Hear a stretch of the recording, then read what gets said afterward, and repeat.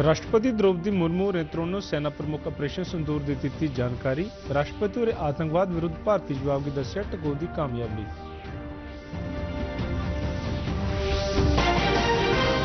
भारत ने अरुणाचल प्रदेश इलाके की चीन से नमी ना देने का किया विरोध, आख्या नई कार्रवाइयां भारत की सिद्धांतिक स्थिति का सीधा विरोधाभास।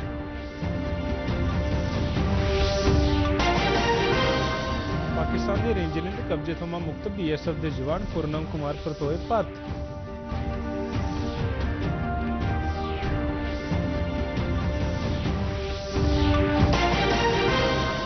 न्यायमूर्ति भूषण रामकृष्णन गवई बने भारत के 52वें मुख्य न्यायाधीश। राष्ट्रपति द्रौपदी मुर्मू और राष्ट्रपति भवन च दगाई सगंध।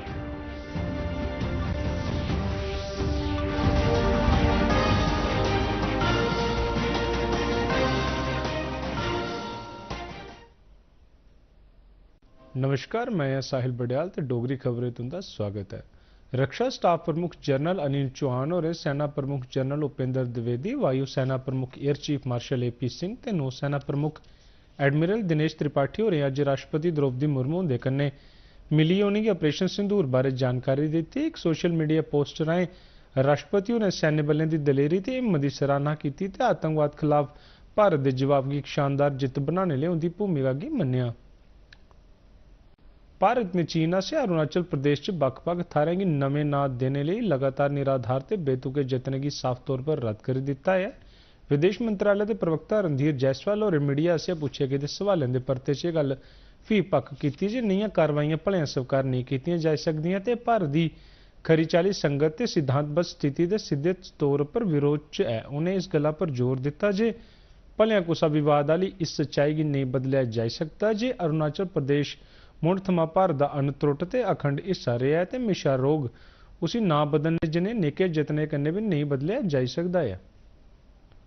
भारत ने ग्लोबल टाइम्स, शिनावा न्यूज़ ते TRT वर्ल्ड के X अकाउंट पर पाबंदी लाई दी है। सूत्रें मुताबक देश च गलत पाकिस्तानी प्रोपेगेंडा फैलाने लिए उनके खिलाफ कार्रवाई की गई। ग्लोबल टाइम्स अंग्रेजी भाषा च काम करने का टैबलाइड है जिसका मालिकाना हक चीन की कम्युनिस्ट पार्टी को, जिसलै कि शिन्वा खबर एजेंसी चीन की सरकारी खबर एजेंसी है, जिसलै कि TRT वर्ल्ड तुर्की का लोक प्रसारक है। आकाशतीर वायु रक्षा सरिस्ता भारत की आत्म रक्षा च एक मजबूत थंम साबित हुआ है। भारतीय बक्खी दागे गेदे पाकिस्तान के ड्रोन, मिसाइल, लौह्के UAV गी भारत के हवाले क्षेत्र च दाखल होने शा असरदार तरीके कन्नै रोकने ते हवा च गै तबाह करने च इन्ने महत्वपूर्ण भूमिका अदा की है। आकाशतीर गी पूरी चाली स्वदेशी तकनीक कन्नै बनाया गया है। भारत की तकनीक के क्षेत्र च बधारदी आत्मनिर्भरता की दसदा है। एह्दे शा उल्ट पाकिस्तान का वायु रक्षा सरिस्ता जिहड़ा HQ-9 ते HQ-16 पर टकोदे तौर पर टिके दा हा, भारत तरफा दागे गेदे हवाई हमले का पता लाने ते रोकने च नाकामयाब रहा, जिहदे कारण उसी मता नुकसान झेलना पिया। सीमा सुरक्षा बल के जवान पूर्णम कुमार शाह जिहड़े पंजाब के फिरोजपुर सैक्टर गलती कन्नै अंतरराष्ट्रीय बन्ने के उस पार पाकिस्तान चली गए थे। 3 अप्रैल की पाकिस्तानी रेंजरें उन्हें गिरफ्तार करी लैता हो। अज बडलै भारत परतोई है। BSF सूत्रें इस गल्ला की पुष्टि करते हुए आख्या जे अमृतसर च सांझा जांच चौकी के जरिए उन्हेंगी सौंपया गया। उस दल का हिस्सा है जिहड़े बन्ने पर तारबंदी के लागे काम करने वाले करसाने की हिफाजत करा करदा हा।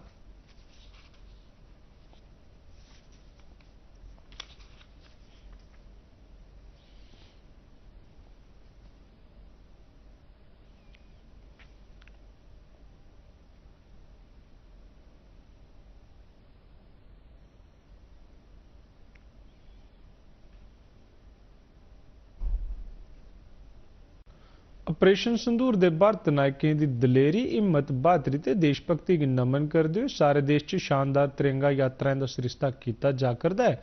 इस गौरवपूर्ण अभियान च शामिल जवानों के योगदान की यादगार बनाने लिए आम जनता, समाजिक संगठन, विद्यार्थी ते प्रशासन आसेआ तिरंगा यात्रा के जरिए ने वीर सपूतें प्रति आदर मान जताया जा करदा है। इन्हें लोगों का आखना है कि देश की राखी करने वाले जवानों के बलिदान की कदे भी बसारिया नहीं जा सकता। जज्बे से हमें बचाया है और सेव किया है, उसके हम सब आभारी हैं। तो एक शौर्य का प्रतीक है कि हम ये दिखाना चाह रहे हैं कि इंडिया हैज अ स्ट्रेंथ और हम सब भारतवासी, हमारे सबके अंदर पैट्रियटिज्म है। हमें गर्व है अपने भारत पर, अपनी सरकार पर और अपने आर्मियों। तिरंगा यात्रा के लिए आए हैं और बहुत ही जोश लग रहा है यहाँ आके। ऐसा लग रहा है बस आज का दिन सबसे महत्वपूर्ण दिन है हमारे लिए। आज का उत्साह मैं शब्दों में बयान नहीं कर सकती हूँ, इतना उत्साह है आज बच्चों में। पहलगाम च आतंकी हमले मगरा भारतीय सेना से चलाए गए ऑपरेशन सिंदूर बारे मुल्क बारे युवाएं च जबरदस्त उत्साह दिखा जा करदा है। इस दिलेराना अभियान च नहीं छड़ा आतंकवाद के खिलाफ सख्त संदेश दिता गया, सगों नौजवानों च सेना च भर्ती बारे भी उत्साह बढ़ी गया है। जब तक न सफल हो नींद चैन को त्यागो तुम, संघर्ष का मैदान छोड़कर मत भागो तुम, कुछ किए बिना ही जय जयकार नहीं होती, कोशिश करने वालों की कभी हार नहीं होती। हरदम तैयार है, बिल्कुल तैयार है, हरदम तैयार है, तैयार है, जी जान से तैयार है, इसलिए तो हम लहरों के पहरेदार हैं। जय भारती, जय भारती, हम है तो तेरा, हम है भारत के, जय भारती, जय भारती, हम है तो तेरा, हम है भारत के। शोपियां जिले के केलर जंगली इलाके च आतंकवादी की मौजूदगी बारे थोड़ी दी सूह पर काम करते हुए फौज, पुलिस ते सीआरपी ने 13 मई की सांझा अभियान शुरू किया। इस दौरान भखी दे टाकरे च लश्करे तैयबा के एक मकामी कमांडर सने 3 आतंकवादी मारे गए। टाकरे वाली थारा थमां एक रफलां, भारी मात्रा च असला, ग्रनेड ते और दूआ जंगी समान बरामद किया गया।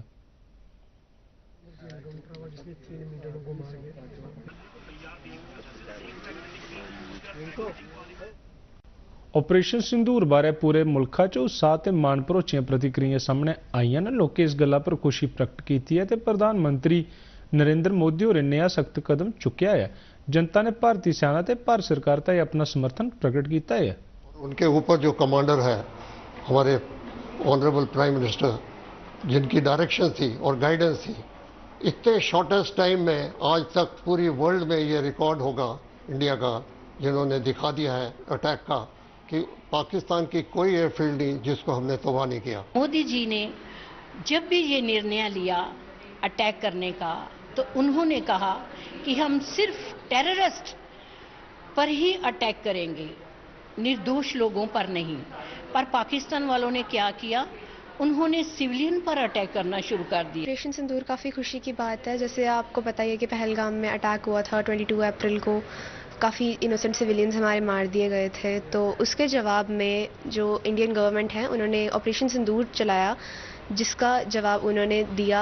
ऑपरेशन सिंदूर से मैं बहुत खुश हूँ। प्रधानमंत्री जी जो है इस ऑपरेशन को हमेशा चलाए रखे, जब तक ये आतंकवाद जैसी बुराई हमारे देश से खत्म नहीं हो जाती तब तक ये ऑपरेशन चलता रहना चाहिए। हमारी सेना में इतना दम है और हमारे पास इतनी अच्छी इक्विपमेंट्स हैं कि हम पाकिस्तान का मुकाबला अच्छे से कर सकते। ऑपरेशन सिंदूर बहुत एक ज़रूरी चीज़ थी, जिसमें कि मोदी जी ने और जो हमारे एयर डिफेंसेस थे, आर्मी थी, आईएएफ थी, उन्होंने वहाँ के एयर बेसिस, पाकिस्तान के एयर बेसिस और जो टेररिस्ट हब थे उन्हें डिस्ट्रॉय किया। बहुत ज़्यादा दुख की बात है कि पाकिस्तान जो है वो टेररिस्ट को इतना ज़्यादा बढ़ावा देता है और इतना सब कुछ होने के बावजूद भी वो इस चीज़ को ख़त्म नहीं करता है। सांबा जिले के लोके आतंकवाद के खात्मे की भारत सरकार के ऑपरेशन सिंदूर की निर्णायक कार्रवाई की जबरदस्त सराहना की। छात्रें, बुजुर्ग, सेवानिवृत्त कर्मी, दुकानदार, घरेलू महिलाएं ते करसाने सरकार की इस गैं का स्वागत करते हुए उम्मीद प्रगट की है जी इस कन्नै इस खेतर च हमेशा लिए सुरक्षा ते शांति होई जाग।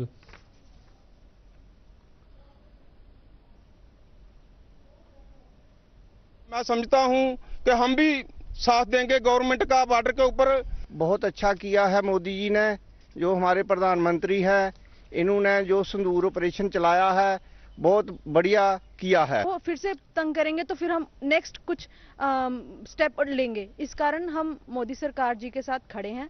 हम वो जैसा चाहेंगे हम वैसा उनके साथ कंधे से कंधा मिला के खड़े रहेंगे। ऑपरेशन सिंदूर था, इसने एक ताकत बता दी कि भारत पूरे विश्व को, भारत अब सशक्त है, भारत अब आत्मनिर्भर है, भारत अब रुकने वाला नहीं है और भारत अपने ऊपर किए गए हर हमले का मुंह तोड़ जवाब देगा। कोई भी आतंकी हमला होगा उसको युद्ध माना जाएगा। ये प्रधानमंत्री की दृढ़ इच्छा है और अगर दोबारा ऐसी नापाक हरकत करने की कोशिश की, मुंह तोड़ जवाब दिया जाएगा। दुनिया में मिलिटेंसी को खत्म करना ही सबसे जरूरी है और देश की तरक्की में जो अड़चन आती है उसके बरखिलाफ है और मिलिटेंसी जो है किसी भी देश के लिए अच्छी नहीं है। संदूर हमला जो हुआ है ये उन मिलिटेंटों के खिलाफ था, किसी मुल्क के खिलाफ नहीं था, जिनको चुन चुन कर जो है इंडिया की फौज ने मारा है। और उनका नामो निशान मिटाने के लिए हम हिंदुस्तान की फौज को जो है वो मुबारकबाद देते हैं और आइंदा भी कहते हैं कि ऐसे लोगों को जो है कभी भी उनको स्पेयर नहीं करना चाहिए। ਭਾਰਤ ਤੇ ਪਾਕਿਸਤਾਨ ਮਝਾਟੇ ਆਲ ਚੋਹ ਦੇ ਸੀਜ਼ ਫਾਇਰ ਮਗਰਾ ਸ਼੍ਰੀ ਮਾਤਾ ਵੈਸ਼ਨੋ ਦੇਵੀ ਭਵਨ ਲਈ ਹੈਲੀਕਾਪਟਰ सेवा हफ्ता पर बंद रोने मगरा परती बहाल कर दी गई। इस कन्ने इस खेते च यात्रुओं ते पर्यटन इततारकें सुखे का साह लेता है। इसलिए कटड़ा थमा सांझी शतोड़ी सब हेलीकाप्टर सेवा पूरे सुरक्षा प्रोटोकॉल तहत चला कर दी।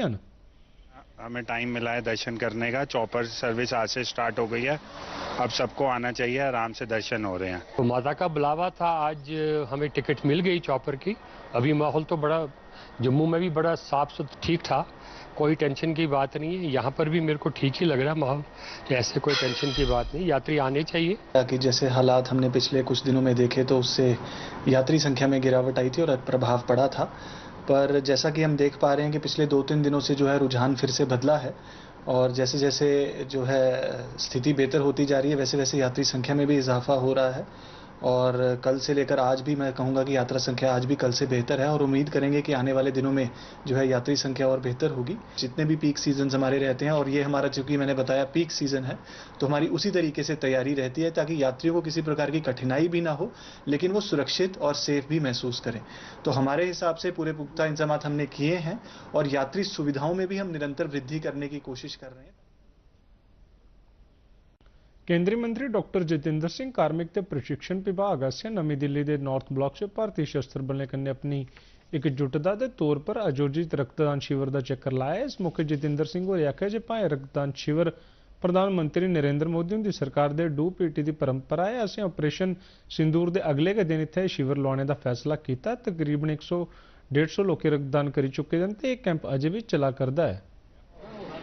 आज हमने इसका आयोजन किया है और बड़ी भारी संख्या में अभी तक भी आप देखें तो लगभग 150 हमारे साथियों ने रक्तदान कर दिया है, अभी ये जारी है।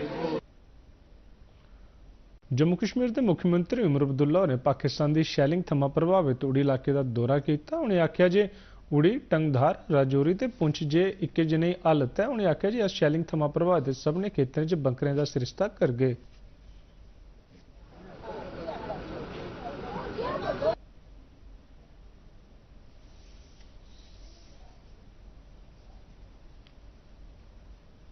जहाँ जहाँ मैं गया वहाँ लोगों ने एक ही बात की कि जनाब हमें बंकर दे दीजिए और इंडिविजुअल बंकर, ये कम्युनिटी वाले नहीं। तो पहले जो फौरी तौर हमें रिलीफ देना होगा वो हम दे देंगे, उसके बाद मरकज़ के साथ बात करके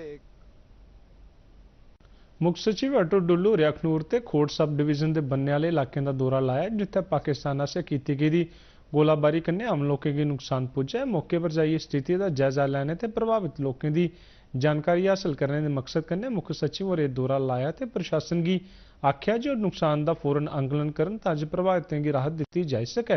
उन्हें नागरिकों की सुरक्षा से बंकर बनाने ते और दुरुपयोग करने की जरूरत पर भी जोर भरिया। इसे कन्ने डोगरी खबरें का बुलेटिन समाप्त हुआ। दियो इजाजत, नमस्कार।